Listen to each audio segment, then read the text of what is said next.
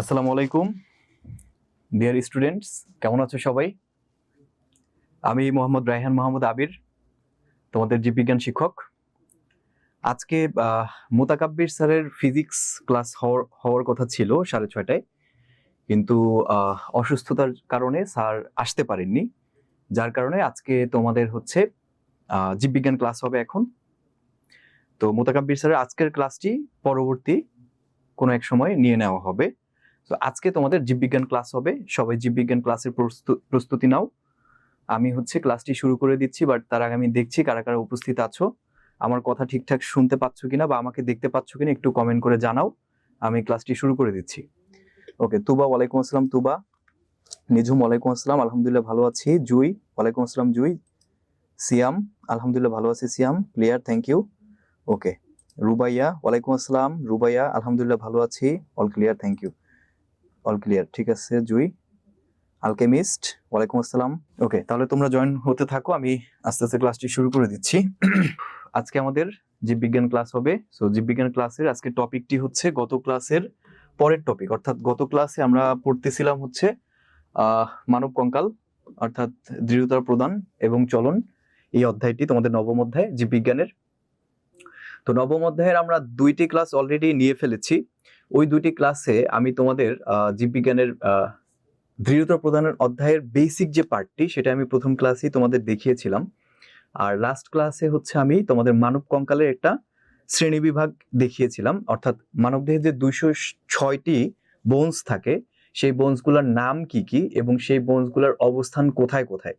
So তোমরা ওইটার উপরে হোমওয়ার্কও দিয়েছো, আমি দেখেছি যারা যারা হোমওয়ার্ক দিয়েছো সবাইকে ধন্যবাদ, অসংখ্য সুন্দর হয়েছে যারা দিয়েছো, এবং এর আগে সাইনোভিয়াল অস্থি সন্ধির হোমওয়ার্কটিও সবাই দিয়েছিল যারা, সবাইকেই ধন্যবাদ।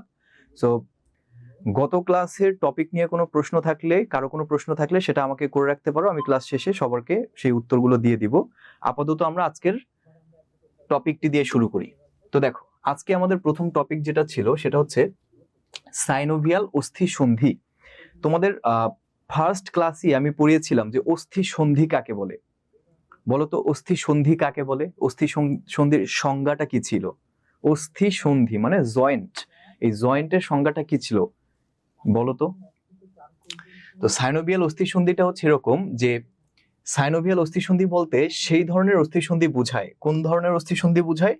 সেই ধরনের। সেই ধরন মানে হচ্ছে একটি ক্যাপসুল বা আবরণী। ক্যাপসুলের অপর নামই হচ্ছে কি? আবরণ। ক্যাপসুলের অপর নাম কি? আবরণ। সাইনোভিয়াল আবরণী, সাইনোভিয়াল গহ্বর এবং তৈলাক্ত সাইনোভিয়াল রস দিয়ে গঠিত।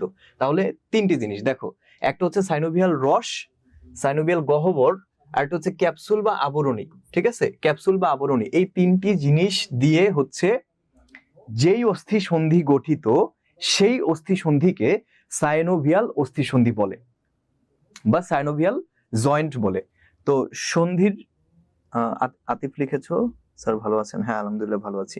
সন্ধির সংজ্ঞাটা দিয়ে দাও সবাই, দেখি কাদের মনে আছে সন্ধি কাকে, অস্থি সন্ধি কাকে বলে। এই অস্থি সন্ধিতে তরুণাস্থি ও সাইনোভিয়াল রসের উপস্থিতির কারণে হাড়ের ঘর্ষণ, খুব ইম্পর্টেন্ট একটা কথা, হাড়ের ঘর্ষণ বা ক্ষয় কমে, ফলে নড়াচড়া করাটা কি হয়? সহজ হয় এবং কম শক্তি ব্যয় হয়। তাহলে এখানে আমি যদি খুব সুন্দর করে কথাটি আবারও বলি তোমাদের কাছে, অস্থিসন্ধির যে ব্যাখ্যাটি এরকম, সেটা হচ্ছে অস্থিসন্ধি, সাইনোভিয়াল অস্থিসন্ধি হচ্ছে এমনই একটা অস্থিসন্ধি যেখানে হচ্ছে তোমার সাইনোভিয়াল অস্থিসন্ধির একটা রস থাকবে, একটা আবরণী থাকবে এবং একটা গহ্বর থাকবে। এই 3টা জিনিস নিয়ে যে সন্ধি গঠিত, অস্থিসন্ধি গঠিত, তাকে সাইনোভিয়াল অস্থিসন্ধি বলে। আর হচ্ছে এখানে কি হবে? এখানে এই যে রস যেটা থাকে, এই অস্থিসন্ধিতে এক ধরনের রস থাকে, সাইনোভিয়াল রস।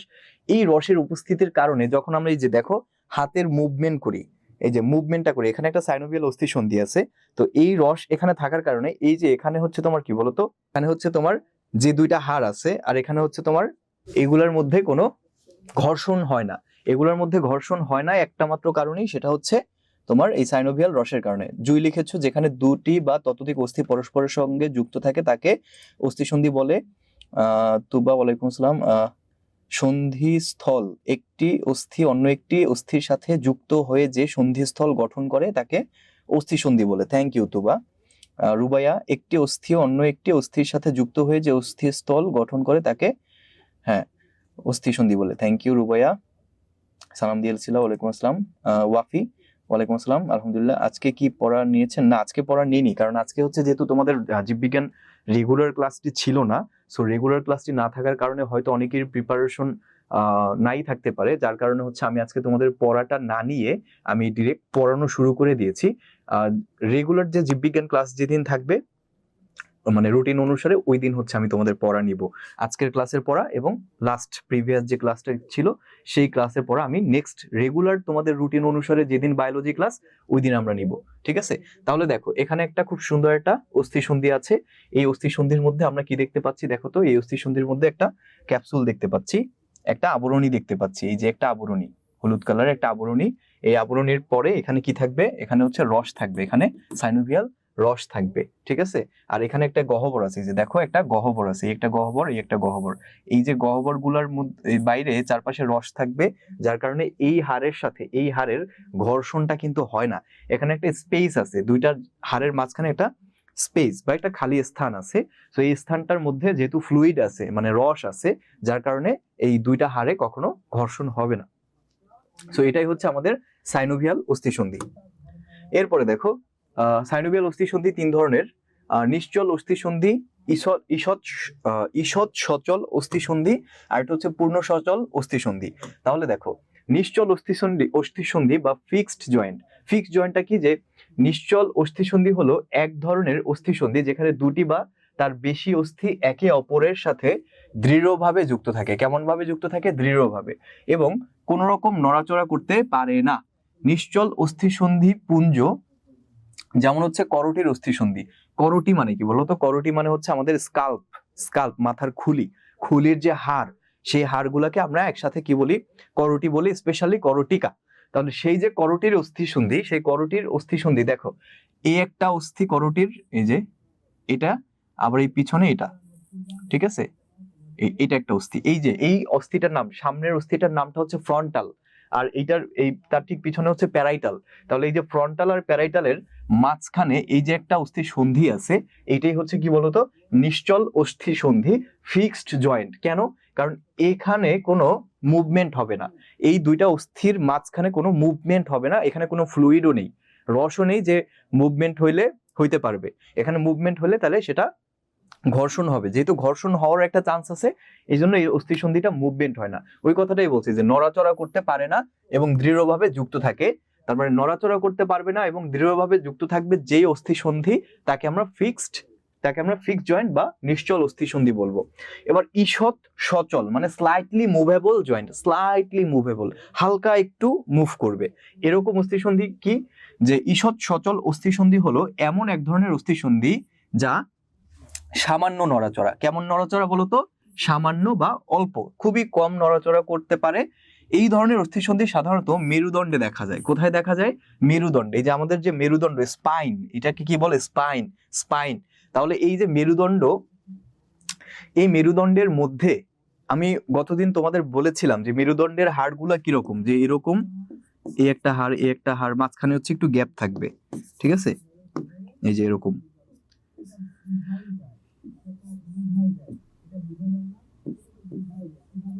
এই যে এরকম, ঠিক আছে? যে মাঝখানে হচ্ছে গ্যাপ থাকবে, মাঝখানে এখানে একটু গ্যাপ থাকবে। সো এই যে দেখো, এই যে হচ্ছে অনেকগুলা স্পাইনের অস্থি মিলে একটা সরলরৈখিক একটা স্পাইন হয় বা একটা মেরুদণ্ডের হয়। তাহলে এই একটা মেরুদণ্ডের হাড়ের সাথে আরেকটা মেরুদণ্ডের হাড়, এভাবে আমি তো ফাঁকা ফাঁকা করে এঁকেছি, এটা এরকম যুক্ত থাকে, ঠিক আছে? একটার সাথে একটা, কিন্তু যুক্ত থাকার স্থানে হালকা একটু ফাঁকা থাকে, অর্থাৎ এখানে স্লাইডলি মুভ করবে, স্লাইডলি। এই জন্য আমি দেখো, এই যে সোজা হয়ে দাঁড়াচ্ছি, আমি কিন্তু এই যে নুয়ে পড়তেছি, আবার আমি কিন্তু এখানে এই যে পিছনেও যেতে পারছি, পাশেও আসতে পারছি, এই পাশেও আসতে পারছি। তাহলে এই যে আমি মুভেবল করতেছি, স্লাইডলি মুভেবল করতেছি, কেন করতে পারতেছি? কারণ হচ্ছে আমার স্পাইন বা আমার মেরুদণ্ডের যে হাড়গুলা, সেই দুইটা হাড়ের মাঝখানে যে জয়েন্টটা আছে, সেই জয়েন্টটার নাম হচ্ছে ঈষৎ নিশ্চল অস্থি সন্ধি, স্লাইটলি মুভেবল জয়েন্ট। বুঝতে পেরেছো? তাহলে আমাদের করটিতে যে অস্থিসন্ধি থাকে সেটা ফিক্সড, আর স্পাইনে যেটা থাকে সেটা হচ্ছে কি বলতো? স্লাইটলি মুভেবল, ঠিক আছে? এরপরে দেখো 3 নম্বর যেটা, পূর্ণ সচল অস্থিসন্ধি বা ফ্রিলি মুভেবল জয়েন্ট। এটা হচ্ছে এমন এক অস্থিসন্ধি যা সহজে নড়াচড়া করানো যায়, খুব সহজে আমি ইজিলি মুভমেন্ট করতে পারবো। এই ধরনের অস্থিসন্ধিগুলো সাধারণত সাইনোভিয়াল প্রকৃতির হয়। এগুলা কি সাইনোভিয়াল প্রকৃতির হয় এবং এদের দুটি অস্থির মাঝখানে একটি তরলপূর্ণ গহ্বর থাকে। তার মানে সাইনোভিয়াল অস্থিসন্ধির বৈশিষ্ট্য আমরা শুরুতেই দেখেছিলাম। সাইনোভিয়াল অস্থিসন্ধির বৈশিষ্ট্যের মধ্যে একটা বৈশিষ্ট্য ছিল কি, যে ওই জয়েন্টে একটা তরল থাকবে, সাইনোভিয়াল রস থাকবে এবং একটি গহ্বর থাকবে। তাহলে দেখো এখানেও কিন্তু এই যে হাড্ডি, এটা কোথার হাড্ডি জানো? আমাদের এই যে কোমর, এই যে কোমরের সাথে যে কোমরের, হ্যাঁ, এই পেলভিক হাড়ের সাথে হচ্ছে আমাদের ফিমারটার যে যুক্ত স্থান, এটা হচ্ছে ফিমার, আর এটা হচ্ছে কোমরের এক পাশ। কোমরের দুইটা হাড্ডি থাকে, এই যে মাঝখান দিয়ে ভাগ করলে এই পাশের কোমর, এই পাশের কোমর, দুইটা এরকম হাড় থাকে। তো এই একটা হাড়ের সাথে একটা ফিমার, ওই পাশের আরেকটা হাড়ের সাথে, এটাকে বলা হয় হিপ বোন। এই হিপ বোনের সাথে এই যে হাড়টা যুক্ত থাকে, এইখানে যে একটা গহ্বর তোমরা দেখতে পাচ্ছ, এই যে এখানে একটা গহ্বর আছে এবং এই গহ্বরের মধ্যে একটা ফ্লুইড আছে, একটা রস আছে। এই জন্য আমি এই যে পা কিন্তু ইজিলি মুভমেন্ট করতে পারতেছি, ঠিক আছে? তো এইটা হচ্ছে পূর্ণ সচল অস্থিসন্ধি, যে এখানে কি হবে, সাইনোভিয়াল প্রকৃতির হবে, দুটি অস্থির মাঝখানে একটি তরলপূর্ণ গহ্বর থাকবে, গহ্বরও থাকবে, সেই গহ্বরে তরলও থাকবে। কি তরল? সাইনোভিয়াল রস, যা এদের অবাধ চলাচলে সাহায্য করে, ফ্রিলি মুভমেন্ট করতে পারবে। এই যে উদাহরণস্বরূপ হচ্ছে কাঁধ, আমাদের যে কাঁধ, এই যে কাঁধ, এখানে একটা জয়েন্ট আছে, এই জয়েন্টের কারণে আমি হাতটা ইজিলি মুভমেন্ট করতে পারতেছি, যে এখানে। তারপর হচ্ছে তোমার কনুই মানে কি, যে এখানে যে অস্থিসন্ধি, এটাও সাইনোভিয়াল অস্থিসন্ধি, অর্থাৎ পূর্ণ সচল অস্থিসন্ধি। তো এইগুলাই হচ্ছে আমাদের। তারপর হচ্ছে যে পায়ের যেটা বললাম, এটাও হচ্ছে পূর্ণ সচল অস্থিসন্ধি। ও আচ্ছা, সরি, এটা হচ্ছে তোমার হাতের অস্থিসন্ধিটা ছিল, পায়েরটা না, এটা হচ্ছে তোমার হাতেরটা। এই যে আমাদের এটা স্ক্যাপুলা, এটা হচ্ছে ক্ল্যাভিকল, আর এটা হচ্ছে তোমার হিউমেরাস। এটা কি? হিউমেরাস। এটা পায়েরটা না, এটা হাতের অস্থিসন্ধি বা হাতের জয়েন্টটাকে এখানে বোঝানো হয়েছে। ওকে, এরপরে পেশিতে ঢোকার আগে আমি তোমাদের একটু একটা 3D পিকচার দেখাবো। হাড়ের যে অবস্থানগুলো, গত ক্লাসে আমি তোমাদের হাড়ের নাম পড়িয়েছিলাম, আজকে হচ্ছে সেই হাড়ের অবস্থানগুলো আমি তোমাদের দেখাবো। সেটা একটু দেখাবো। নিজম দুই বা ততোধিক অস্থির সংযোগস্থলকে অস্থিসন্ধি বলে। ওকে, নিজুম সালাম দিয়েছিল, ওয়ালাইকুম আসসালাম, আলহামদুলিল্লাহ ভালো। রুবাইয়া, এটা তো হাতের, রাইট রুবাইয়া, এটা হাতের, থ্যাংক ইউ। ওকে, এরপরে দেখো আমরা এই যে এখানে একটু স্কেলেটন গুলো একটু দেখবো। স্কেলেটন যেটা আছে, এই যে স্কেলেটন, ঠিক আছে? স্কেলেটনের আমি যদি একটু জুম করি, এই যে দেখো,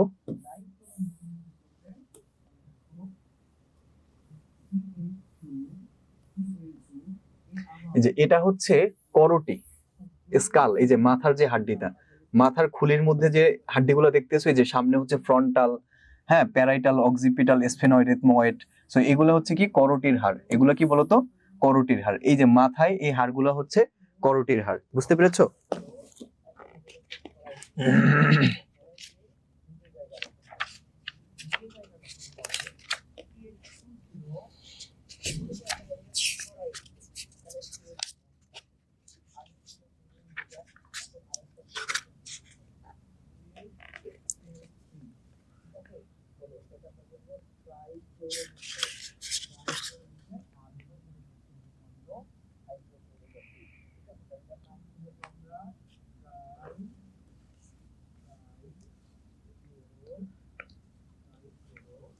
আচ্ছা, তাহলে দেখো এখানে হচ্ছে এই যে সামনের যে হাড়টা, আমাদের পুরো মাথার যে খুলির হাড়টা, সেই মাথার খুলির হাড়টাকে আমরা কি বলি? এই মাথার খুলির এতটুকু হাড়কে আমরা করোটি বলি। করোটির ঠিক নিচে এই যে সামনে দেখো মুখমণ্ডলীয় অস্থি, যে এতটুকু হচ্ছে মুখমণ্ডলী, এখানে যে হাড্ডিগুলো থাকে, এতটুকু অংশের মধ্যে যে হাড্ডিগুলো থাকে এতটুকু, সেটা হচ্ছে মুখমণ্ডলীয় অস্থি। তারপর এই যে কানের এইখানে ভিতরে যেটা থাকবে, দেখো সাইডে কানের ভিতরে যে হাড় থাকবে, সেটা হচ্ছে কর্ণাস্থি বা কানের অস্থি। আর এটা হচ্ছে তোমার এই যে বুকের সেই হাড়টা, যেটা দিয়ে দুই পাশের রিবস গুলা অ্যাড থাকে, এটাকে বলে স্টারনাম। এটাকে কি বলে? স্টারনাম। আর এই যে চারপাশে দেখো এখানে কয়টা?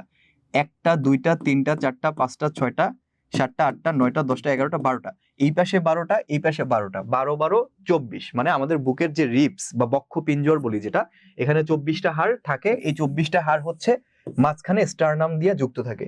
মাঝখানে যে বুকের এই যে সোজা বরাবর, এখান থেকে স্টারনামের সাথে দুই পাশের এই পরশুকা বা রিবস গুলা যুক্ত থাকে। আর এর ঠিক পিছনেই দেখো এই যে মেরুদণ্ডের যে হাড়গুলো দেখো, আমি তোমাদের গত ক্লাসে বলেছিলাম মনে আছে? এই যে একটু জুম করে দেখাই, দেখো মেরুদণ্ডের হাড়টা এখান থেকে শুরু হয়, যে সার্ভাইকাল, হ্যাঁ এই যে সার্ভাইকাল এখান থেকে শুরু হবে। এই যে দেখো প্রত্যেকটা হাড়ের মাঝখানে ফাঁকা ফাঁকা জায়গা আছে, তাই না? প্রত্যেকটা হাড়ের মাঝখানে ফাঁকা ফাঁকা জায়গা আছে, এই যে ফাঁকা ফাঁকা জায়গা আছে। এই ফাঁকা ফাঁকা জায়গাতে যে জয়েন্টটা, এই জয়েন্টটা হচ্ছে ঈষৎ সচল বা স্লাইটলি মুভেবল অস্থিসন্ধি। এরপরে নিচে নামলে এই যে কোমরের যে হাড়টা দেখো, পেলভিক গার্ডেল আর পেক্টোরাল গার্ডেল।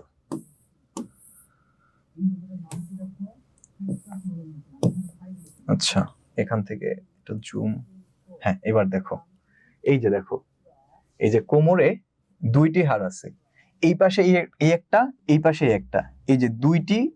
এবার এই পাশেরটা থেকে এই যে ফিমারের যে জয়েন্টটা দেখছো, এই ফিমারের এই জয়েন্টটা, আবার এই পাশে হচ্ছে একটা ফিমারের এই জয়েন্ট। সো এই জয়েন্ট আছে, এটার জন্য হচ্ছে এটাও স্লাইটলি মুভেবল, ফ্রিলি মুভেবল।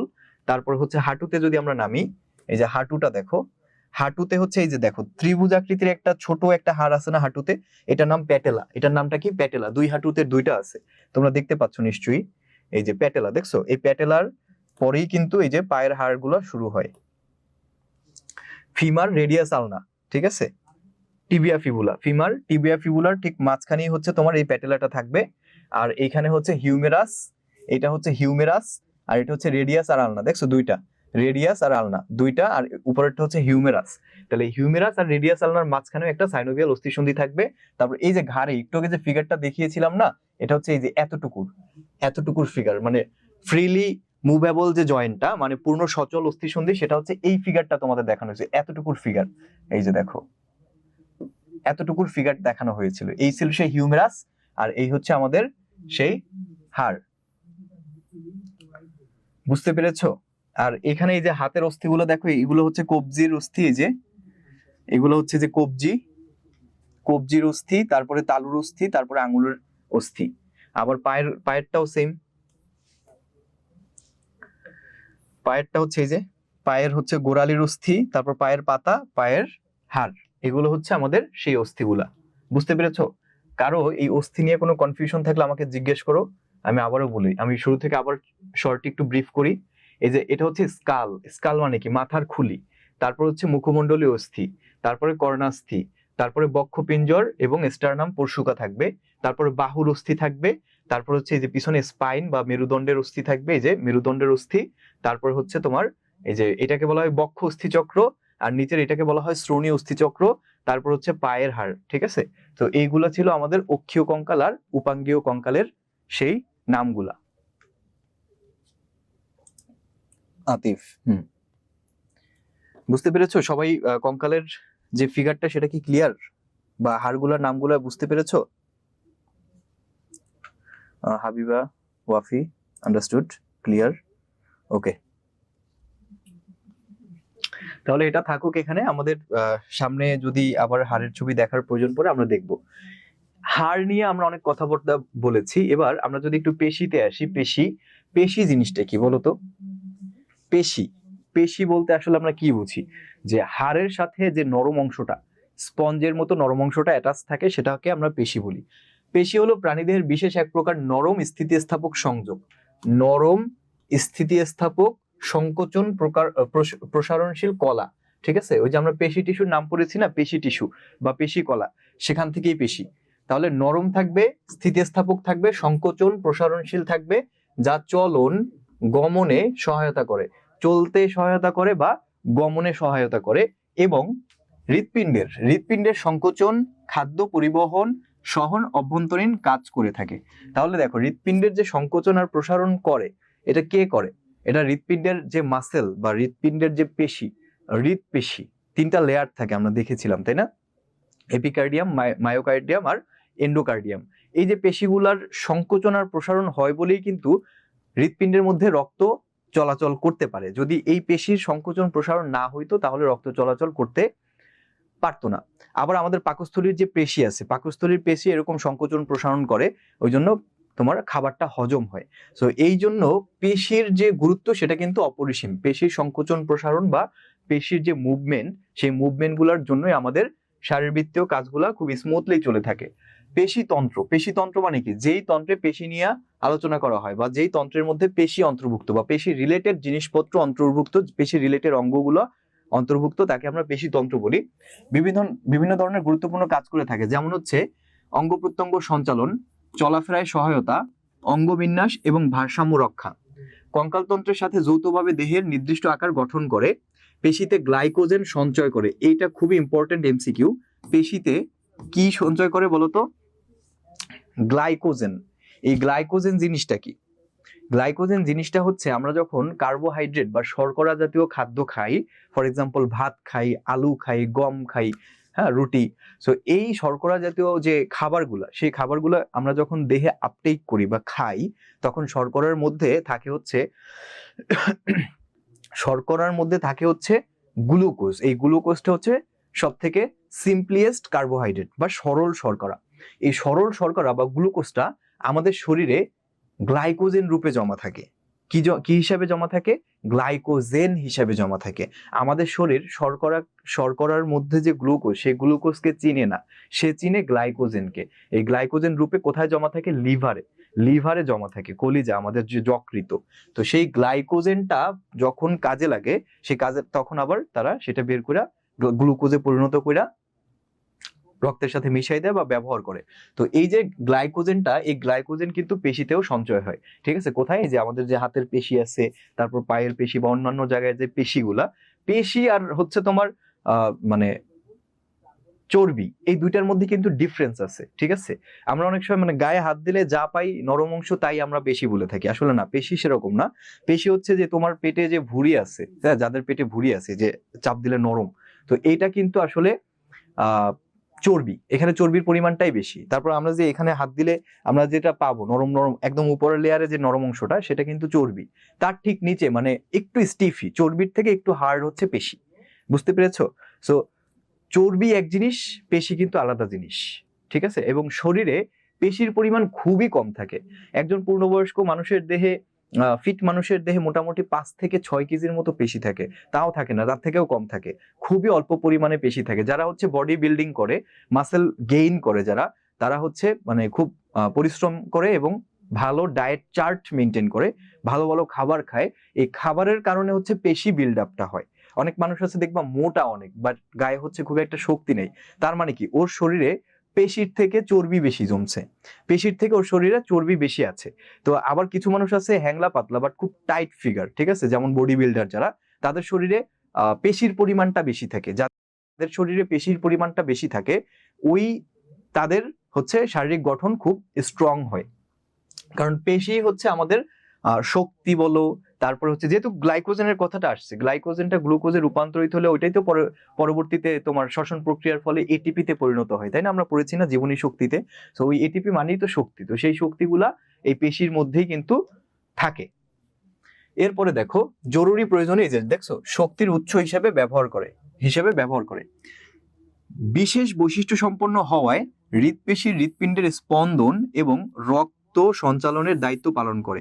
মলমূত্র ত্যাগ, এখানেও পেশির ভূমিকা আছে। কারণ আমাদের হচ্ছে যেখানে হচ্ছে আমাদের মলদ্বার, সেখানেও হচ্ছে পেশি থাকে। সেই পেশির সংকোচন এবং প্রসারণের ফলেই হচ্ছে মলটা আমাদের শরীরের থেকে বাইরে বের হয়ে আসে। যদি ওখানে পেশি সংকোচন প্রসারণ না থাকতো, তাহলে এটা সম্ভব হতো না। ঠিক আছে? সো মলমূত্র ত্যাগের ক্ষেত্রে ওখানে পেশির ভূমিকাটা থাকে। তারপর পরিপাক নালী, আমি তো তোমাদের পরিপাকের চ্যাপ্টার পড়াইনি, খুব সম্ভবত পঞ্চম অধ্যায়ে পড়ানো হয় না, আর অন্যান্য টিচার হয়তো পড়িয়েছেন। তো যদি তোমরা এই চ্যাপ্টারটি পড়ে থাকো, তাহলে তোমরা জানো যে আমরা যখন খাবারটি খাই, হ্যাঁ, আমরা যখন ডাইজেস্টিভ সিস্টেম পড়ি, তখন আমরা প্রথমে খাবারটি খাই। খাওয়ার পরে খাবারটি এখান থেকে অন্ননালী থেকে, ইসোফ্যাগাস থেকে ওটা কোথায় নামে? পাকস্থলীতে নামে। তো ইসোফ্যাগাসে ওইখানে কি হয়? ইসোফ্যাগাসে পেরিস্টালসিস নামক একটা প্রক্রিয়া হয়। ঠিক আছে? পেরিস্টালসিস মানে বুঝছো? যোগ দেখেছো? যোগ কেউ যোগ দেখেছো? এরকম মোড়ায় যে চলে। তো এই মোড়ানো যে বিষয়টা বা আপ ডাউন, এই বিষয়টাই হচ্ছে কাইন্ড অফ পেরিস্টালসিস। ওই পেরিস্টালসিস প্রক্রিয়াটায় খাবারটা মুখ থেকে আস্তে আস্তে, গলা থেকে আস্তে আস্তে আমাদের পাকস্থলীতে যায়। এই পাকস্থলীতে গেলে, পাকস্থলী কি স্টপ হয়ে বসে থাকে? না। পাকস্থলীর যে প্রাচীর আছে, পাকস্থলীর যে মাসেল আছে, পাকস্থলীতে 3-4 রকম মাসেল আছে, তোমরা যারা ওই চ্যাপ্টার পড়েছো তারা জানো। সেই পাকস্থলীর মাসেল গুলা আবার কন্ট্রাকশন এবং সংকোচন এবং প্রসারণ করে থাকে। তাহলে এই সংকোচন প্রসারণের ফলে খাবারটা ওইখানে আরো বেশি নরম হয়। মুখে তো আমরা চিবাইয়া নরম করি, আবার ওইটার পরেও পাকস্থলিতে গিয়ে ওইটাকে আরো নরম হইতে হয়। তারপরে ওইটা যখন পাকস্থলী থেকে স্মল ইন্টেস্টাইন মানে ক্ষুদ্রান্তে প্রবেশ করে, ক্ষুদ্রান্তের যে প্রাচীরটা মাসেলটা, ওটাও কিন্তু সংকোচন প্রসারণের মাধ্যমে এটাকে আস্তে আস্তে নিচের দিকে পাঠায়। আবার বৃহদান্ত্রের প্রাচীরও সেম কাজটাই করে। তারপর এটা মলাশয়ে যায় উচ্ছিষ্টাংশটা যুক্ত থাকে। মলাশয় থেকে আবার আমাদের যে বায়ুপথের মাসেল, সেটা হচ্ছে আবার সংকোচন প্রসারণের মাধ্যমে সেই উচ্ছিষ্ট অংশটুকু শরীরের বাইরে বের করে দেয়। সেম প্রসেস হচ্ছে আমাদের ইউরিনেশনের ক্ষেত্রেও ঘটে। খাদ্যবস্তুর চলন, এই যে খাদ্যবস্তুর চলন প্রভৃতি স্বয়ংক্রিয়ভাবে ভূমিকা পালন করে হচ্ছে আমাদের পেশি। আচ্ছা, এই যে পেশি পর্যন্ত যতটুকু পড়াইলাম, এতটুকু পর্যন্ত কারো কোনো কনফিউশন আছে কিনা, বা কেউ কোনো কিছু বুঝতে পারো না এরকম কোনো কিছু আছে কিনা, থাকলে আমাকে একটু জানাও, আমি তাহলে বুঝাই দিই। আর যদি না থাকে সমস্যা তাহলে বলো, আমি নেক্সট টপিকে চলে যাই। Nur clear, okay. Habiba Wafi no doubt, Rubaiya clear, Jui understood, okay, thank you সবাইকে। এবার আসো তাহলে আমরা পরের টপিকে চলে যাই। মানুষের চলনে অস্থি এবং পেশির ভূমিকা। মানুষের চলনে দেখো এখানে একটা ফিগার আছে, ফিগারটি তোমরা দেখতে পাচ্ছ। এই ফিগারের মধ্যে হলুদ কালারের যে অংশটা দেখছো না, এই যে হলুদ কালারের যে অংশটা, এটা হচ্ছে হাড়। এটা কি বলতো? হাড়, হাড় মানে হাড্ডি আর কি, বোনস, ঠিক আছে। আর এই যে লাল অংশটা তোমরা দেখতেছো, এটা হচ্ছে পেশি। এই যে এগুলো হচ্ছে লাল সবুজ, এগুলো কি বলতো? পেশি বা মাসেল। তো এই যে মাসেলগুলা, এই মাসেলগুলো আমাদের চলনে কিভাবে সাহায্য করে দেখো। অস্থি দেহের কাঠামো বা কঙ্কাল গঠন করে, আর পেশিতন্ত্র এই কাঠামোর উপর আচ্ছাদন তৈরি করে। তাহলে এটা দেখলেই কিন্তু আমরা বুঝতে পারি। তোমরা ঘর বানানো দেখেছো না? ঘর বানানো, তো ঘর বানাইতে গেলে বা একটা বিল্ডিং বানাইতে গেলে কি লাগে? প্রথমে একটা বেসমেন্ট লাগে, একটা বেজ লাগে না? যেই বেজটার উপরে ইট, বালু, সিমেন্টের প্রলেপ দিয়া সেটাকে একটা কাঠামো দেওয়া হয়। তো বেসটা দেওয়া হয় একদম সর্বপ্রথম বাঁশ দিয়ে, শুকনো বাঁশ অথবা হচ্ছে তোমার অন্য কোনো শুকনো কাঠ দিয়ে একটা স্ট্রাকচার দাঁড় করানো হয়। পরবর্তীতে সেই কাঠের মধ্যে দেওয়া হয় কি বলতো? সেই বাঁশের সেই স্ট্রাকচারের মধ্যে রড, হ্যাঁ, অ্যালুমিনিয়ামের রড দেওয়া হয়। তো সেই রড বা এই লোহার যে রডটা দেওয়া হয়, সেই রডটাও কিন্তু একটা তোমার বেজ হিসেবে কাজ করে। সেই রডগুলাকে একদম স্ট্রেট করা হয়, সোজা করা হয়, এবং সেগুলোর মাঝখানে হচ্ছে ইট, বালু, সিমেন্টের তোমার সেই প্রলেপগুলা দেওয়া হয়। তাহলে এই যে রড বা হচ্ছে বাঁশ যে বেসমেন্টটার উপরে দাঁড়ায় আছে পুরোটা, সেটা হচ্ছে আমাদের শরীরের এই হাড় বা বোনস। এবার সেই বেসমেন্টের উপরে যে প্রলেপগুলা দেওয়া হয়, ইটের গুঁড়া বা হচ্ছে তোমার ওই যে রড সিমেন্টের যে প্রলেপগুলো দেওয়া হয়, সেগুলোকে আমরা মাসেলের সাথে তুলনা করতে পারি। তাহলে এই কথাটি এখানে বলেছে যে এই কঙ্কাল হচ্ছে কাঠামো, দেহের কাঠামো গঠন করে হচ্ছে কঙ্কাল, আর পেশিতন্ত্র সেই কাঠামোর উপর আচ্ছাদন তৈরি করে। আচ্ছাদনটা কে তৈরি করে? পেশিতন্ত্র। ঐচ্ছিক পেশি টেন্ডন নামক, কি নামক? টেন্ডন। তাহলে ঐচ্ছিক পেশির সাথে টেন্ডনটার একটা সম্পর্ক থাকবে। ঐচ্ছিক পেশি টেন্ডন নামক দৃঢ় এবং স্থিতিস্থাপক এক ধরনের পেশি দিয়ে অস্থিকে আটকে রাখে, ঠিক আছে। স্নায়বিক উত্তেজনা, স্নায়বিক উত্তেজনা মানে কি? স্নায়বিক উত্তেজনা হচ্ছে আমাদের যে স্নায়ু, স্পাইনাল কর্ড, যেটা এই যে মাথার পিছন থেকে নেমে গেছে, যে তোমার স্পাইনের মধ্য থেকে দিয়ে, স্পাইনের মধ্যে যে ফাঁকা ফাঁকা জায়গা আছে সেইখান থেকে যে নেমে গেছে, সেটাই হচ্ছে আমাদের স্নায়ুতন্ত্র। তো সেই স্নায়ুতন্ত্রের যে উদ্দীপনা বা সেখানে যে একটা উত্তেজনা, অর্থাৎ আমাদের ব্রেন সিগন্যাল দিছে, আমাদের ধরো মানে গায়ে একটা মশা পড়ছে, তো ব্রেন সিগন্যাল দিছে কি তোমার গায়ে মশা পড়েছে, ওটাকে মারো বা সরিয়ে দাও। তো তোমার হাতের যে মাসেল অটোমেটিক্যালি, ধরো তোমার গালে মশা পড়ছে, গালের উপরে হাতটা চলে গেছে অটোমেটিক্যালি ঘুমের মধ্যেও। তাহলে এই যে সিগন্যালটা আসছে, এটা আসছে মূলত স্নায়ুর মাধ্যমে। তো এই যে উত্তেজনা বা এই যে সিগন্যাল, এটাকে আমরা স্নায়বিক উত্তেজনা বলি। তো এই যে স্নায়বিক উত্তেজনা পেশির মধ্যে উদ্দীপনা জাগানোর ফলে, তাহলে পেশির মধ্যে উদ্দীপনা জাগায় কে বলতো? পেশির মধ্যে উদ্দীপনা জাগায় হচ্ছে স্নায়বিক উত্তেজনা। স্নায়বিক উত্তেজনা হচ্ছে পেশির মধ্যে উদ্দীপনা জাগায়, কথাটি মনে রাখবা। স্নায়বিক উত্তেজনা পেশির মধ্যে উদ্দীপনা জাগায়। এটার ফলে কি হয় আসলে? এর ফলে পেশিটা সংকুচিত হয়। আবার উদ্দীপনা যখনই সরাইয়ে নেওয়া হয়, তখন পেশি পুনরায় শিথিল বা প্রসারিত হয়। একটা পেশি নর্মাল অবস্থায় কিন্তু প্রসারিত অবস্থায় থাকে, যখন মানুষ মারা যায় তখন সে হাত পা পুরো ছড়াই দিয়া শুয়ে থাকে, অর্থাৎ মানে তার শরীরে কোনো সংকোচন নাই, কিন্তু সব প্রসারিত অবস্থায় আছে। এখন তার হচ্ছে তোমার ইসোফেগাস বলো, বা তার হার্ট বলো, তার স্টমাক বলো, তার হচ্ছে ইন্টেস্টাইন গুলা বলো, সবগুলোই প্রসারিত অবস্থায় থাকে। তাহলে প্রসারিত অবস্থায় থাকাটাই কিন্তু নর্মাল অবস্থা। আর সংকুচিত করতে গেলে আমাদের শক্তি ব্যবহার করতে হয়, শক্তি দিয়ে সেটাকে সংকুচিত করতে হয়। এই শক্তিটা থাকে মূলত মাসেলের মধ্যে। আর এই মাসেলকে সিগন্যালটা কে দেয়? আমাদের ব্রেন দেয়। কিসের মাধ্যমে? স্নায়বিক উত্তেজনার মাধ্যমে বা স্নায়ুতন্ত্রের মাধ্যমে এই সিগন্যালটা আসে। তাহলে যখন নর্মাল থাকবে তখন হচ্ছে সেটা কি থাকবে? সেটা হচ্ছে শিথিল বা প্রসারিত থাকবে। আমরা যখন ঘুমাই তখনও আমাদের হাত পা গুলো শিথিল থাকে বা প্রসারিত অবস্থায় থাকে আমাদের মাসেল গুলা। যখনই আমরা ঘুম থেকে জেগে যাই তখনই দেখবো তুমি হাতটা একটু মানে এমন ছড়ানো ছিল, তুমি একটু সোজা করেছো বা একটু ঠিকঠাক হয়ে শুয়েছো বা ঠিকঠাক হয়ে বসেছো। ঠিকঠাক মানেই হচ্ছে সংকোচন। ঠিকঠাক মানেই কি? সংকোচন। বুঝতে পেরেছো? তাহলে এই যে এই কথাটি এখানে বলা হয়েছে যে নরমালি হচ্ছে যখন স্নায়বিক উদ্দীপনা আসে তখন পেশিগুলা সংকুচিত হয়, আর যখন ওই উদ্দীপনাটা সরে যায় তখন পেশিটা স্বাভাবিক অবস্থায় ফিরে আসে, মানে প্রসারিত অবস্থায় হয়।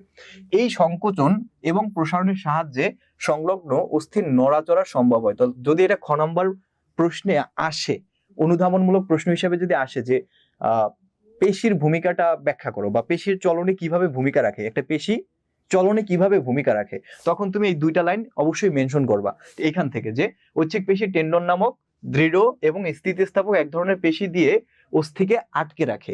অস্থিকে আটকে রাখে, এই যে দেখো এই অস্থিকে, এই যে হলুদ একটা অস্থি আর এই যে একটা মাসেল, এখানে কিন্তু আটকে রাখতেছে কে বলতো? টেন্ডন।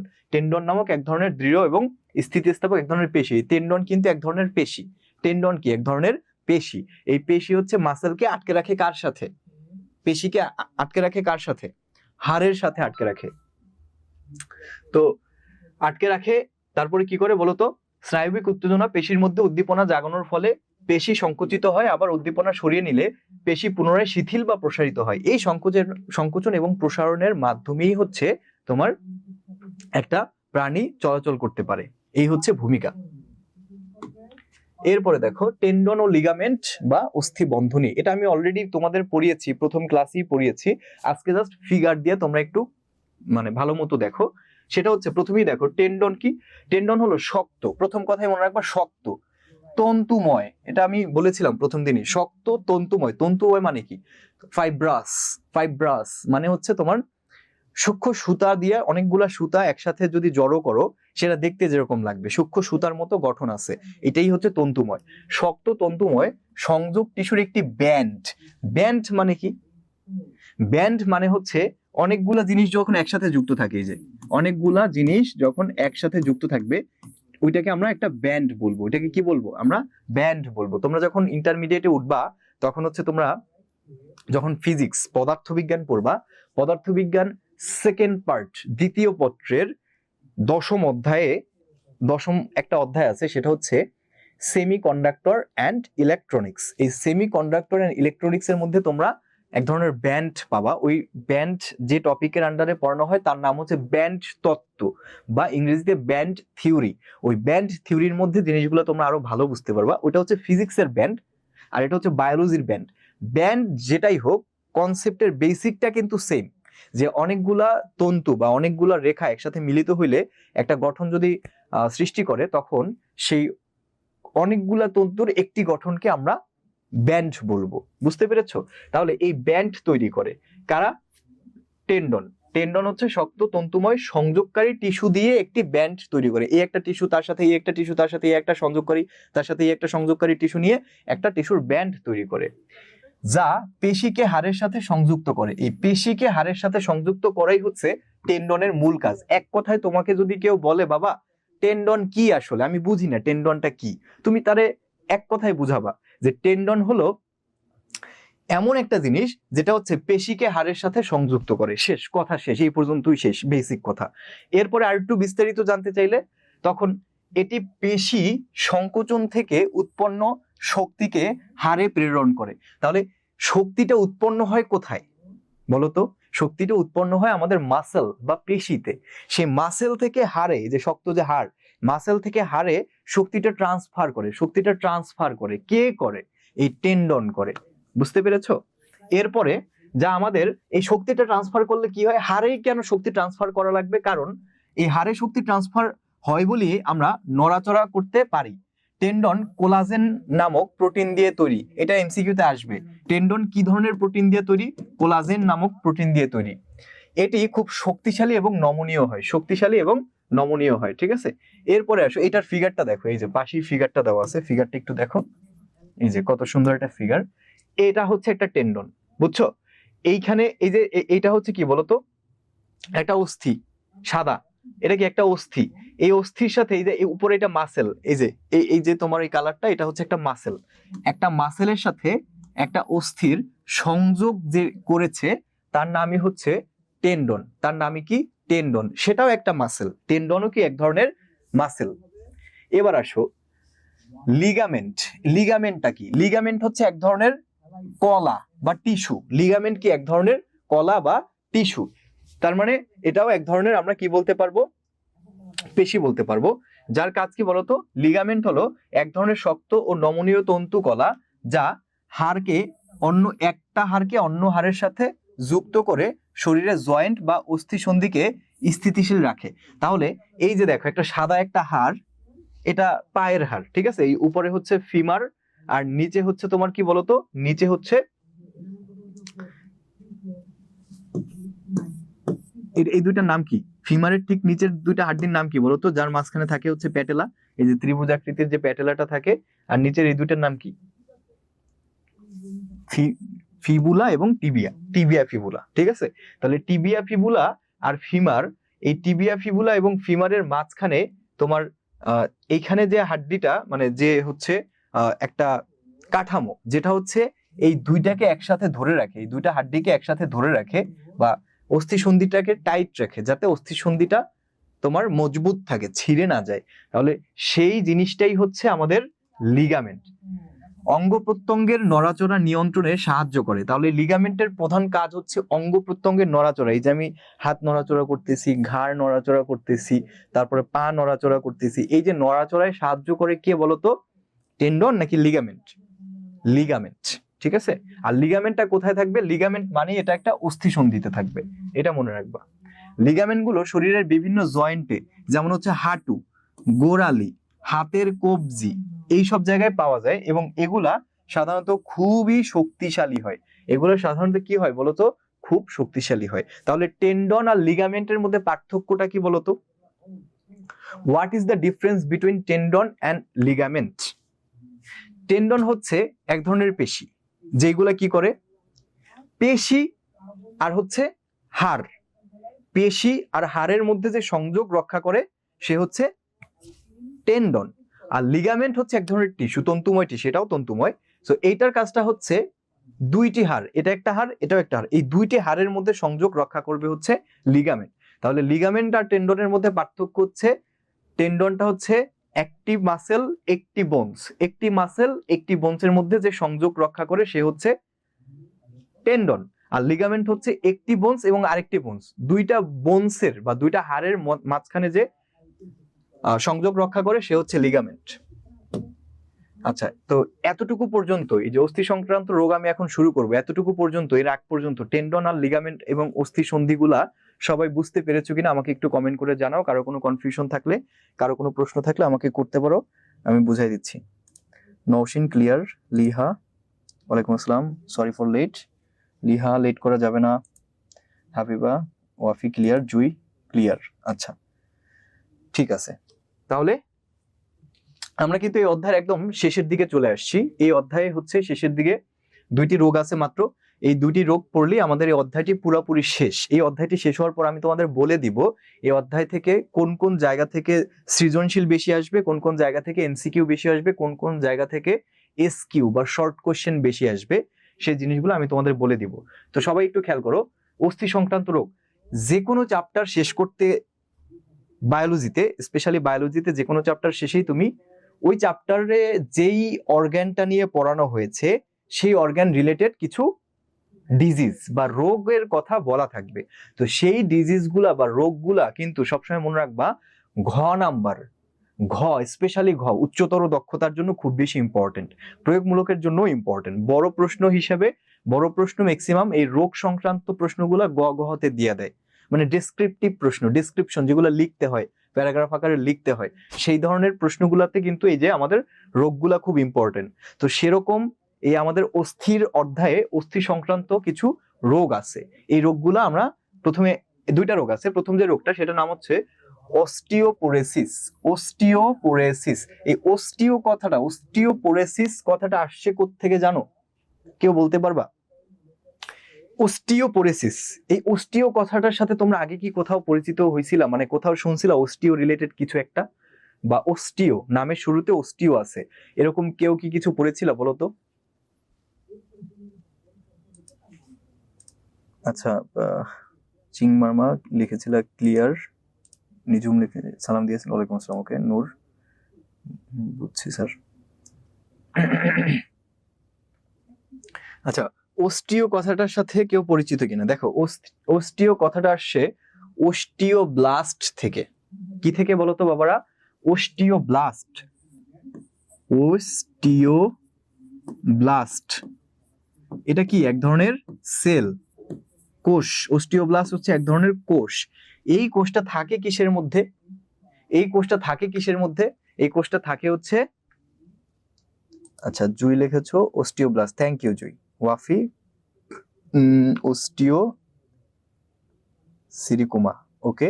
আচ্ছা, তো অস্টিও কথাটা মূলত এই যে অস্টিওপোরেসিস, এই যে একটা রোগ, এটা কি একটা রোগ? এই রোগটা আসছে, এই রোগের নামটা আসছে অস্টিওব্লাস্ট থেকে। এই অস্টিওব্লাস্ট হচ্ছে একটা কোষ। এই কোষটা থাকে কিসের মধ্যে? এই কোষটা থাকে হচ্ছে বোন ম্যারোর মধ্যে। কিসের মধ্যে থাকে বলতো? Bone marrow. বোন ম্যারো মানে কি? বোন ম্যারো মানে হচ্ছে হাড়ের ভিতরের জায়গা, মানে হচ্ছে তোমার অস্থি মজ্জা। এক কথায় আমি যদি বলি অস্থি মজ্জা, মজ্জা মানে কি? একদম মাঝখানের জায়গাটা বা একদম ভিতরের জায়গাটা। আর অস্থি মজ্জা মানে হাড়ের ঠিক ভিতরের মাঝখানের যে জায়গাটা, সেটা। অর্থাৎ এই যে এই অংশটা, এটা এটা এটা, এগুলো কি সব অস্থি মজ্জা। কেউ যদি রিয়েল হচ্ছে কঙ্কাল দেখে থাকো বা হচ্ছে রিয়েল তোমার বোনস দেখে থাকো, আমি মানে একবার চাইছিলাম তোমাদের হচ্ছে রিয়েল বোনস গুলা নিয়ে এসে তারপরে হচ্ছে এই জিনিসগুলো শিখাতে, বাট আসলে রিয়েল বোনস বা সত্যিকার যে কঙ্কাল সেটা আসলে নিয়ে আসাটা কতটুকু ইথিক্যাল সেটা একটা বিষয়। কারণ মেডিকেল স্টুডেন্ট এবং ডক্টর ছাড়া সেই বোনস গুলা কারো কাছে থাকাটা নর্মালি ইলিগাল ধরা হয়, যার কারণে আমি আনফরচুনেটলি সেগুলো নিয়ে আসতে পারিনি তোমাদের জন্য।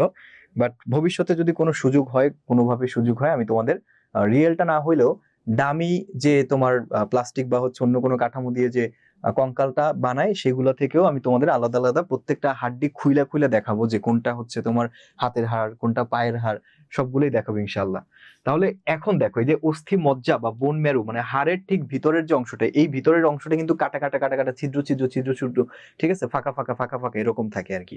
সো এই জিনিসগুলাকে বলা হয় বোন ম্যারো বা হাড়ের ভিতরের অংশ বা অস্থি মজ্জা। এই অস্থি মজ্জার মধ্যে যে কোষ, সেই কোষটার নাম হচ্ছে অস্টিওব্লাস্ট। এই অস্টিওব্লাস্ট থেকে রেড ব্লাড সেল উৎপন্ন হয়, বা রক্তকণিকা, লোহিত রক্তকণিকা এবং অন্যান্য যে রক্তকণিকা, সেটা কোত্থেকে উৎপন্ন হয়? মূলত এই যে তোমার অস্টিওব্লাস্ট কোষ থেকে, মানে বোন ম্যারোর ভিতরের একটা কোষ থেকে নরমালি রক্ত বা ব্লাড প্রডিউস হয়। বুঝতে পেরেছো? তাহলে এই অস্টিওপোরোসিস দেখো, এটা কেমন রোগ? এটা হচ্ছে ক্যালসিয়ামের অভাবজনিত একটি রোগ। ক্যালসিয়ামের কথাটাই কেন আসছে? কেন সালফারের কথা আসে নাই? কেন জিঙ্কের কথা আসে নাই? কেন সোডিয়ামের কথা আসে নাই? ক্যালসিয়ামের কথাটা এই জন্য আসছে, এটা আমি ফার্স্ট ক্লাসেই তোমাদের পড়িয়েছিলাম যে হাড়ের গঠনের মধ্যে কি কি, মানে কি কি উপাদান থাকে একটা হাড়ের গঠনে। তো মূলত সবচেয়ে বেশি যে পরিমাণটা থাকে একটা হাড়ের ভিতরে, যেই খনিজ লবণের পরিমাণটা সবচেয়ে বেশি থাকে, সেটার নামই হচ্ছে ক্যালসিয়াম। সেটার নাম কি? ক্যালসিয়াম। এই যে হাড়ের যে গঠনগুলো, এগুলো সবগুলো ক্যালসিয়াম দিয়ে তৈরি। এই যে ভিতরের যে গঠনটা, সেখানে মূলত সবচেয়ে বেশি পরিমাণেই অন্যান্য খনিজ লবণও থাকে, কম বেশি খনিজ উপাদান, বাট ক্যালসিয়ামটা বেশি থাকে। তো সেই ক্যালসিয়ামটা যে পরিমাণে ছিল, যে পরিমাণে থাকার কথা হাড়ের ভিতরে, সেই পরিমাণ ক্যালসিয়াম না থাকলে যেই রোগটি হয়, সেই রোগের নামই অস্টিওপোরোসিস।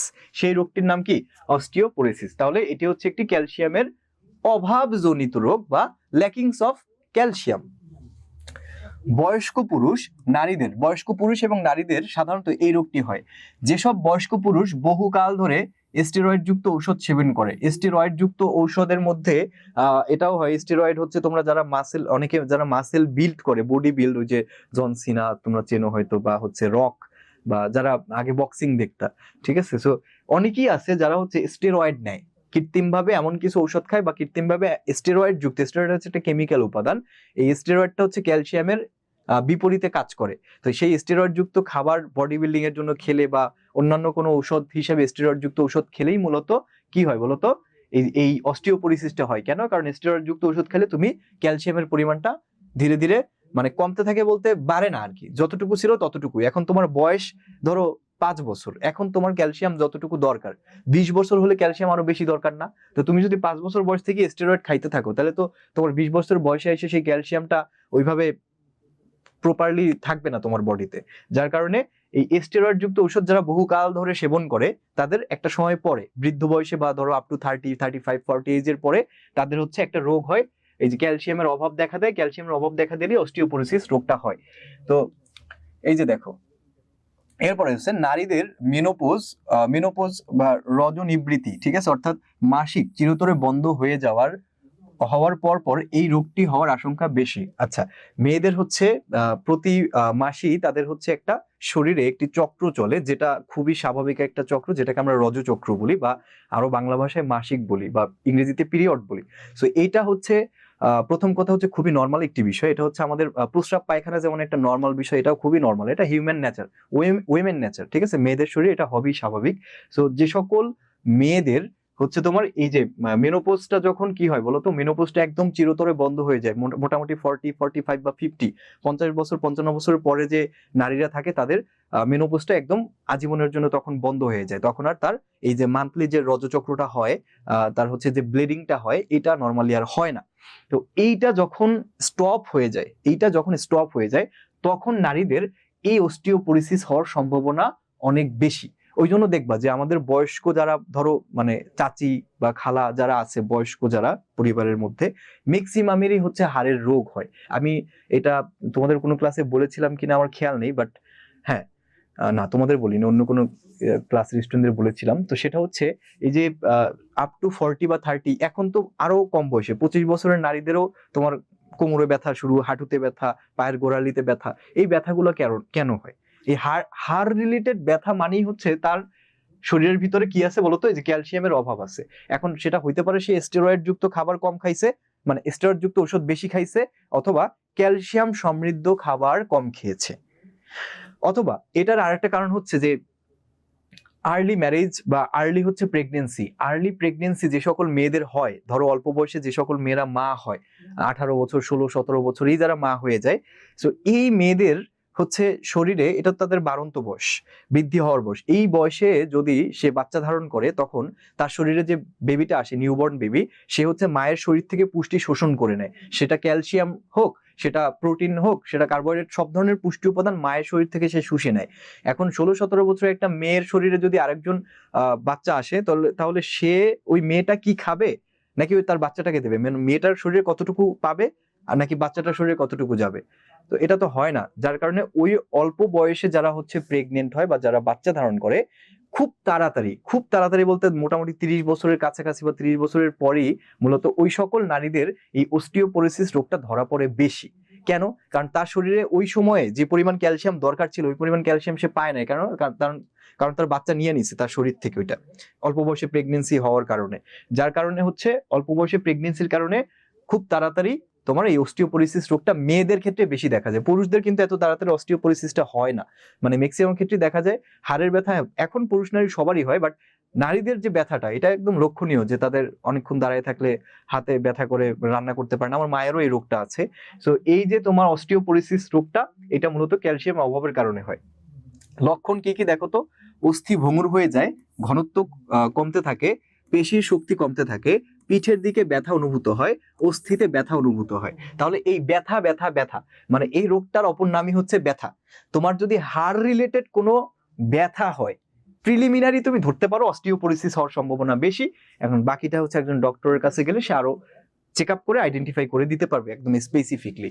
এবার এটার প্রতিকার কি কি? প্রতিকার হচ্ছে 50 পুরুষ ও নারীদের দৈনিক 1200 মিলিগ্রাম, কত বলতো, 1200 মিলিগ্রাম বা চিকিৎসকের নির্দেশিত অন্য কোনো পরিমাণ। এটা হচ্ছে একটা আদর্শ পরিমাণ, এটা সবার জন্য সঠিক নাও হইতে পারে। মানুষের বডির কন্ডিশন অনুযায়ী ডাক্তারদের প্রেসক্রাইব যে তোমার পরিমাণটা, সেই পরিমাণ ক্যালসিয়াম গ্রহণ করতে হবে। সেই ক্যালসিয়াম সমৃদ্ধ খাবার যা যা আছে, বিশেষ করে দুধ তাদের বেশি খেতে হবে। তো এই ক্যালসিয়াম সমৃদ্ধ খাবার তাদেরকে বেশি বেশি খেতে হবে, অর্থাৎ মোটামুটি রেগুলার 1200 মিলিগ্রাম ক্যালসিয়ামের চাহিদা তার ডেলি পূরণ হওয়াই লাগবে যদি এই রোগটা হয় অ্যাভারেজে। এবার কারো শরীরে 1100 হইতে পারে, কারো শরীরে 1300 হইতে পারে, বা 1500 মিলিগ্রামও লাগতে পারে, বাট অ্যাভারেজে এটা একটা আদর্শমান। ডাক্তারের কাছে গেলে সে তার শরীরের কন্ডিশন অনুযায়ী বলে দিবে যে কতটুকু গ্রহণ করতে হবে।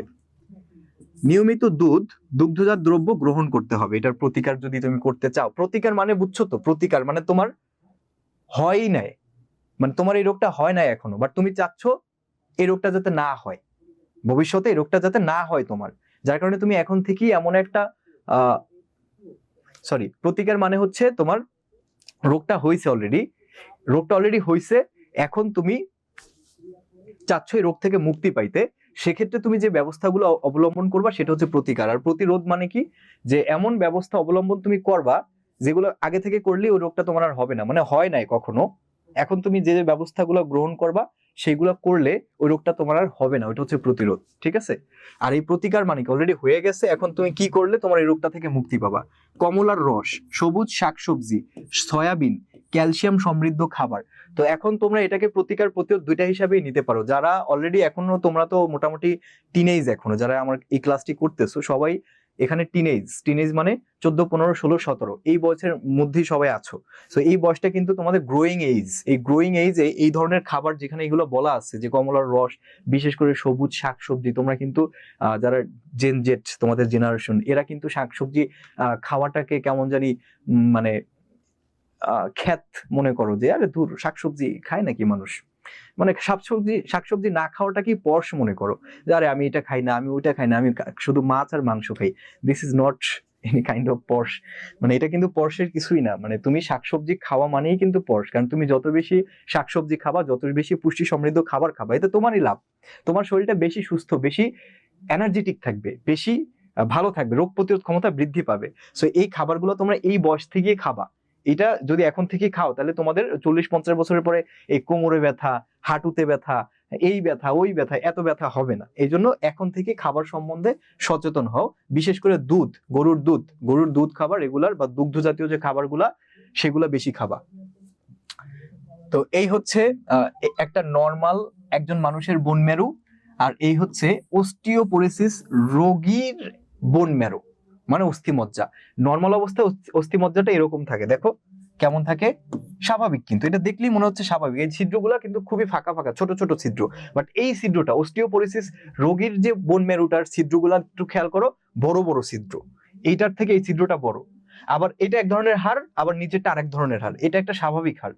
সো এইটারই যখন অস্টিওপোরোসিস রোগটা হবে, তখন এই যে অস্থিমজ্জার যে ছিদ্রগুলো সেগুলো কিন্তু সাইজে বড় হয়ে যায়, ফাঁকা, মানে বড় হয়ে যায় মানে কি, যে ওইখানে যতটুকু ক্যালসিয়াম থাকার কথা অতটুকু ক্যালসিয়াম নেই, ঠিক আছে, মানে ক্যালসিয়ামের ঘাটতি হয়েছে। সো এই হচ্ছে আমাদের অস্টিওপোরোসিস রোগ। এই হচ্ছে অস্টিওপোরোসিস রোগ হইলে এই ঘটনাটা ঘটে। শেষ। আচ্ছা, আরেকটা রোগ ছিল, ওইটা এখানে দেওয়া হয় নাই। আচ্ছা, ওইটা আমি নেক্সট ক্লাসে হচ্ছে পড়াই দিব। সো এতটুকু পর্যন্ত কারো কোনো সমস্যা আছে কিনা, বা কোনো ডাউট আছে কিনা, কোনো কনফিউশন আছে কিনা এই চ্যাপ্টারটি রিলেটেড, শুরু থেকে যা যা পড়াইছি, থাকলে আমাকে করতে পারো, আমি তোমাদের সব প্রশ্নের অ্যান্সার দিয়ে ক্লাসটি শেষ করে দিচ্ছি। আর এই আরেকটা রোগ সম্ভবত আছে, ওটা আমি নেক্সট ক্লাসে নতুন টপিক যখন শুরু করব তখন এটা অ্যাড করে পড়িয়ে নেব শুরুতেই। হাবিবা, প্রতিকার হচ্ছে হওয়ার পর, প্রতিরোধ হচ্ছে হওয়ার আগে, রাইট, থ্যাংক ইউ। রুবাইয়া, অস্থিমজ্জা, কারণ এটা হাড় রিলেটেড, হাড়ের ক্যালসিয়াম বেশি থাকে, রাইট, আর এই রোগ ক্যালসিয়ামের অভাব জন্যই হয়, গুড। নূর, অস্টিওপোরোসিস মানে কি হাড়ের ক্ষয়, রাইট, হাড়ের ক্ষয় বা হচ্ছে তোমার হাড়ের ব্যথা, এইগুলোই হচ্ছে অস্টিওপোরোসিস।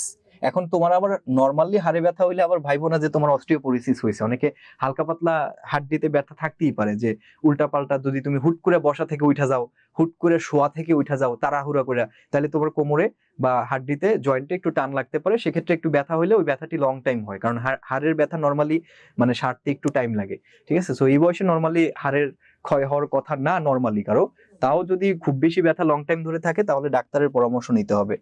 আজকে আমার হাত পেইন করতেছে, মানে ফার্স্টে জাস্ট হাত, এখন গলাও জ্বলতেছে। আচ্ছা, গলাও জ্বলতেছে, এটা কি স্যার?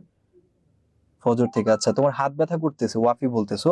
হাত নর্মালি তোমার অনেক সময় দেখো, আমাদের কিন্তু আরেকটা জিনিস মনে রাখবো, এই যে গ্যাস্ট্রিক যাদের আছে, গ্যাস্ট্রিকের কারণে অনেক সময় মাসেল পেইন হয়। এই যে এখানে ব্যথা করে, পিঠের পিছনে ব্যথা করে, বুকে চাপ দিয়ে ধরে, মনে হয় যে হার্ট অ্যাটাক করবো, দম বন্ধ হয়ে আসে এগুলো। তারপর মাসেল কন্ট্রাকশন হয় না, মাসেলে পেইন লাগে, এগুলো কিন্তু অনেক সময় গ্যাস্ট্রিকের জন্য হয়। তারপর অনেক সময় ক্যালসিয়ামের অভাবের জন্য হয়, বা খাবার যতটুকু ক্যালসিয়াম বাদে অন্যান্য যে পুষ্টিকর খাবার, শক্তি সমৃদ্ধ যে খাবার, সেই খাবারগুলো কম নিলেও এটা হয়। ও হার্টের কথা বলতেছো, আচ্ছা আচ্ছা হাবিব, আমি ভাবছি হার্ট। আচ্ছা, হার্টে যদি ব্যথা লাগে তাহলে নর্মালি এটা গ্যাস্ট্রিকের একটা ব্যথাই, কারণ হার্ট তো বুকের বাম পাশে থাকে এখানে, তাই না? আর আমাদের লাংস তো এই যে বুক বরাবর থাকে, আর পাকস্থলী তো নিচ বরাবর থাকে। তো পাকস্থলীতে যখন গ্যাস হয়, তুমি যখন রেগুলার খাবার না খাও, বা একটু উল্টাপাল্টা হয়ে গেলে, বা একটু গ্রেভি টাইপের মানে ঝোল টাইপের খাবার, বা হচ্ছে একটু মশলা, বা হচ্ছে তোমার ঝাল জাতীয় একটু খাবার, বিশেষ করে শুকনা মরিচ খাইলে সবচেয়ে বেশি গ্যাস্ট্রিক হয়। ঠিক আছে? তো এই জিনিসগুলো, বা দুধ চা খেলে, দুধ চা যারা খাও, অনেকে চা লাভার আছো, টি লাভার, তো তাদের জন্য জন্য একটা দুঃখজনক বিষয় হচ্ছে দুধ চা খেলে গ্যাস্ট্রিক হয়। এখন কিছু মানুষ আছে যাদের ছোটবেলা থেকে খেতে খেতে শরীরের সাথে অ্যাডপ্ট হয়ে গেছে, তাদের কথা ভিন্ন। কিন্তু মানে স্পেশালি আমি একেবারেই দুধ চা খেতে পারি না, আমার সবসময় রং চাই খেতে হয়, কারণ রং চা খেতে আমার ভালো লাগে, আর খেলে একটু শরীরটা তরতাজা লাগে। দুধ চা আমি খেলে আমার গ্যাস্ট্রিক হয়ে যায়। সো এই গ্যাস্ট্রিকের কারণে অনেক সময় হার্টে ব্যথা হয়, এটা কিন্তু মাথায় রাখবা। কারণ এত অল্প বয়সে নর্মালি হার্টের মানে রোগ হওয়ার সম্ভাবনা নাই বললেই চলে। এখন আল্লাহ তাআলা দিলে সেটা অন্য কথা, সেটা এক্সেপশন, হয়তো হাজারে একজন। বাট নর্মালি এই বয়স থেকে হার্টে ব্যথা বা বুকে ব্যথা হইলে ওটা নর্মালি হার্টের কোনো সমস্যা না বলেই ধরা যায়। রুবাইয়া লিখেছো, স্যার লিগামেন্টটা আবার একটু রিপিট করেন প্লিজ। ওকে রুবাইয়া, আমি করছি। আর লিহা বলেছো, স্যার এমসিকিউ আর সিকিউর উপরে একটা ক্লাস নিন। আচ্ছা ঠিক আছে লিহা, আমি এমসিকিউ আর সিকিউর উপরে ক্লাসটি নিব হচ্ছে লাইভ ক্লাসেও নিতে পারি। তোমাদের যে রাতে 9টার সময় যে লাইভ ক্লাসটি হয়ে থাকে না রেগুলার, ওইখানে যেদিন বায়োলজি ক্লাস হবে, এর পরের ক্লাসটা আগামীকালকে আমার বায়োলজি ক্লাস আছে, সবাই অবশ্যই লাইভে অংশগ্রহণ করবো রাত 9টায়। ওইটা হচ্ছে জেনেটিক্স এর পার্ট 2 নিব। আগের বারে জেনেটিক্স এর পার্ট 1 নিছিলাম না, ওই যে জীবের বংশগতি ও জৈব অভিব্যক্তি, ওইটার পার্ট 2টা আগামীকালকে নিব। তো ওইটা শেষ হলে আমি হচ্ছে নেক্সট চ্যাপ্টার বা তার পরের চ্যাপ্টারটা আমি এই চ্যাপ্টারে যদি পড়াই, তখন আমি সিকিউ এমসিকিউ নিয়ে আলাদা ক্লাস নিব। আর যদি এই চ্যাপ্টারে সিকিউ এমসিকিউ ক্লাস না নেওয়ার সুযোগ আসে লাইভে, সেক্ষেত্রে আমি আলাদা রেকর্ড করে আমি আপলোড দিয়ে দেবো, তখন আমি তোমাদের জানাই দিব, তোমরা তখন দেখা নিবা। ওকে ঠিক আছে, তাহলে আর কারো কোনো প্রবলেম নাই। আমি তাহলে ওই যে কি জানি রুবাইয়া কি রিপিট করতে বলেছিল, লিগামেন্ট। আচ্ছা লিগামেন্ট, এই যে রুবাইয়া, লিগামেন্টটা হচ্ছে এটা। লিগামেন্ট হলো এক ধরনের শক্ত নমনীয় তন্তুময় কলা বা টিস্যু। লিগামেন্ট হচ্ছে এক ধরনের টিস্যু, এক কথায়। তো এটা কি করে, একটা হাড়কে অন্য হাড়ের সাথে সংযুক্ত করে, জাস্ট এটা হচ্ছে মেইন কথা। একটি হাড়কে অন্য একটি হাড়ের সাথে, যে একটা হাড় আর এই একটা হাড়, এই দুইটা হাড়ের যে সংযোগ স্থলটা, এই সংযোগ করছে যেই টিস্যুটা, দুইটা হাড়ের সংযোগ করছে যে টিস্যুটা, বা এই যে সন্ধিস্থল, এটা কি দুইটা হাড়ের সন্ধিস্থল না? এই সন্ধিস্থলটাকে টাইট করে রাখে, যারা টাইট করে রাখে, শক্ত করে ধরে রাখে যারা, তারাই হচ্ছে লিগামেন্ট। আর সন্ধিস্থল হয় কোথায়? দুইটা হাড়ের মাঝখানেই তো একটা সন্ধিস্থল হয়, তাই না? তো ওই সন্ধিস্থলই মূলত এই যে ধরনের এক ধরনের শক্ত নমনীয় তন্তুময় যে টিস্যুটা থাকে, সেটাই হচ্ছে লিগামেন্ট। এটা কি করে, শরীরের জয়েন্ট বা অস্থিসন্ধিকে স্থিতিশীল রাখে এবং অঙ্গ প্রত্যঙ্গের নড়াচড়া নিয়ন্ত্রণ করে। আর এরপরে কি, লিগামেন্ট গুলো শরীরের বিভিন্ন জয়েন্টে পাওয়া যায়, যেমন হচ্ছে হাঁটুর যে জয়েন্ট, এই হাঁটুর জয়েন্টে এই তুমি লিগামেন্ট পাবা। তারপর হাতের এই যে কবজির জয়েন্টে তুমি লিগামেন্ট পাবা। লিগামেন্ট কি, এক কথায় হচ্ছে দুইটা হাড়কে একসাথে সংযুক্ত করে যে অংশটা, তাকে আমরা লিগামেন্ট বলি। বুঝতে পেরেছো রুবাইয়া? লিহা, স্যার হোমওয়ার্ক আছে? হ্যাঁ, হোমওয়ার্কটা আমি একটু দিব। স্যার লিগামেন্ট কি দিয়ে গঠিত? আচ্ছা, লিগামেন্ট হচ্ছে তোমার টিস্যু, যেহেতু তার মানে এটা অনেকগুলো কোষ দিয়ে গঠিত। যেহেতু লিগামেন্ট হচ্ছে এটা কি বলতো, এটা নমনীয় তন্তুময় কলা বা টিস্যু। এই টিস্যুটা হচ্ছে, আমরা জানি কি টিস্যু কাকে বলে, অনেকগুলো কোষের সমন্বয়ে একটি টিস্যু গঠিত হয়। তাহলে অনেকগুলা যেহেতু কোষ সমন্বয়ে টিস্যুটা গঠিত হয়, আর এটা যেহেতু একটা টিস্যু, তার মানে এটা মূলত কোষ দিয়ে তৈরি। এটা কি দিয়ে তৈরি? কোষ দিয়ে। এখন কোষীয় উপাদান যেগুলো আছে একটা কোষ তৈরি হইতে যা যা উপাদান লাগে, সেই উপাদানগুলো এখানে লাগে। যেমন হচ্ছে তোমার সোডিয়াম, লবণ লাগে, মানে জৈব পদার্থ লাগে। তারপর জৈব পদার্থ মানে কি? জৈব পদার্থ মানে যেগুলো হচ্ছে তোমার প্রোটিন, এক কথায়। আর অজৈব পদার্থ মানে হচ্ছে যে লবণগুলো আছে, ক্যালসিয়াম, পটাশিয়াম, আয়রন, যে লবণগুলো আছে। তারপর হচ্ছে কোষ ঝিল্লির আবার উপাদানগুলো আলাদা। একটি কোষ যেসব উপাদান দিয়ে গঠিত হয়, এখানের সেই উপাদানগুলো দিয়েই গঠিত হয়। ওকে, নাও ক্লিয়ার, থ্যাংক ইউ। আচ্ছা, আমি হোমওয়ার্কটি দিচ্ছি, সবাই লিখে নিয়ে যাও। হোমওয়ার্কটি হচ্ছে, আজকের হোমওয়ার্ক হচ্ছে 1 নম্বরে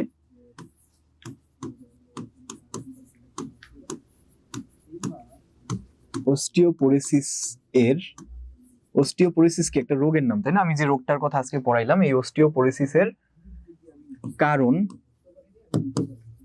লক্ষণ এবং প্রতিকার উইথ ফিগার প্রতিকার উইথ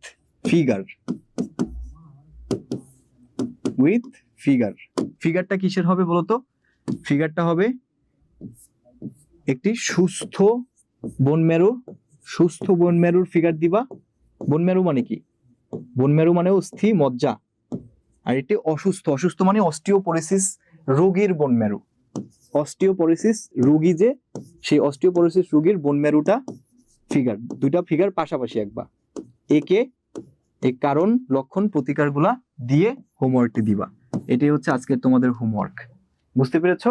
আর এর সাথে আরেকটি 2 নম্বর আরেকটি হোমওয়ার্ক নাও, সেটা হচ্ছে 2 নম্বর আরেকটি রোগ আছে না তোমাদের, গেটে বাত। এই গেটে বাতের কি? এটা গেটে বাত, ঠিক আছে? এইটার শর্ট নোট মানে এটা কি আসলে, এক কথায় 4-5 লাইনে অল্প কথার মধ্যে এটা একটা শর্ট নোট করে দিবা। এটা হচ্ছে 2 নম্বর হোমওয়ার্ক। এই দুইটা হোমওয়ার্ক আজকের ক্লাসে থাকবে তোমাদের। এইটি একটা হোমওয়ার্ক, এটি আরেকটা হোমওয়ার্ক। দুইটা রোগ আছে তোমাদের, সেই দুইটা রোগের প্রথম যে রোগটা অস্টিওপোরোসিস, সেই রোগের ফিগার দিবা, মানে সুস্থ বোন ম্যারো আর অসুস্থ বোন ম্যারোর ফিগার দিবা। আর হচ্ছে কারণ, লক্ষণ, প্রতিকার। আর গেটে বাতের শর্ট নোট। গেটে বাতটা যেহেতু আমি পড়াইনি, জাস্ট তোমরা বই থেকে একবার রিডিং পড়ে তোমাদের মাথায় যেরকম আসে বই থেকে হুবহু লিখবা না, নিজে থেকে বানিয়ে লিখবা। নিজের আইডিয়া 3-4 বার পড়লে একটা আইডিয়া হবে, সেখান থেকে একটা শর্ট নোট বানাবা, ঠিক আছে? সেটা আপলোড দিবা। তাহলে এই হচ্ছে আজকে দুইটা হোমওয়ার্ক। এই হোমওয়ার্কগুলো তোমরা করে অবশ্যই গ্রুপে আপলোড দিবা, আমি চেক করব। আর নেক্সট বায়োলজি ক্লাসে হচ্ছে আমি একটা নতুন চ্যাপ্টার শুরু করব, ওই সময় আমি গেটে বাতের কনসেপ্ট একটু বুঝিয়ে দেবো তোমাদের। তো আজকের ক্লাসটি এই পর্যন্তই থাকলো। কারো কোনো প্রশ্ন থাকলে করতে পারো, আমি ক্লাসটি শেষ করে দিতে যাচ্ছি।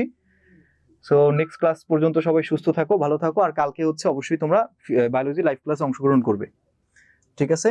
ওকে, ঠিক আছে, তাহলে সবাই ভালো থাকো, সুস্থ থাকো। আল্লাহ হাফেজ, আসসালামু আলাইকুম।